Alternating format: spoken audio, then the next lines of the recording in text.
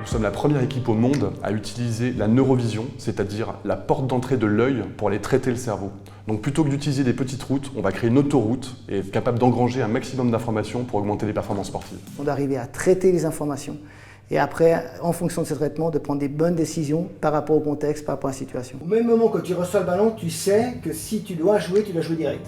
L'intérêt justement, c'est de dépasser l'aspect technique et physique de la performance sportive. On peut aller beaucoup plus loin aujourd'hui, il faut faire travailler le cerveau, il faut avoir une notion justement de quel est l'axe sur lequel le cerveau travaille pour augmenter ses performances. C'est souvent des millisecondes, des petits dixièmes qu'il faut aller chercher, donc c'est exactement ce qu'on travaille ici.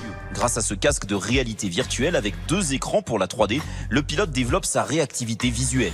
Nos yeux voient beaucoup de choses, mais le cerveau n'arrive pas forcément à traiter tout ce qu'on voit, notamment sur un départ ou quand il y a beaucoup de monde autour, c'est assez essentiel. Tout le but est de préparer cognitivement son cerveau à emmagasiner un maximum d'informations visuelles et surtout à les traiter de la meilleure manière possible. Alors ça va faire 10 mois que je travaille avec Neurovision et la courbe de progression, si je dis pas de bêtises, je vois au moins, minimum 2 fois plus. Alors autant quand je roule un tour seul en voiture, c'est naturel, c'est pas forcément là où je le ressens le plus, mais quand il y a du monde autour, en peloton et tout, ou alors si je joue au tennis, la balle, je la vois beaucoup mieux arriver, je vois sa trajectoire, je vois ce qui va se passer, et pour ça, c'est hallucinant. La commande motrice est faite par le cerveau, donc ça veut dire qu'il y a un coût par rapport à ça, il y a une énergie qui est consommée, que ce soit en termes d'oxygène ou en termes de sucre.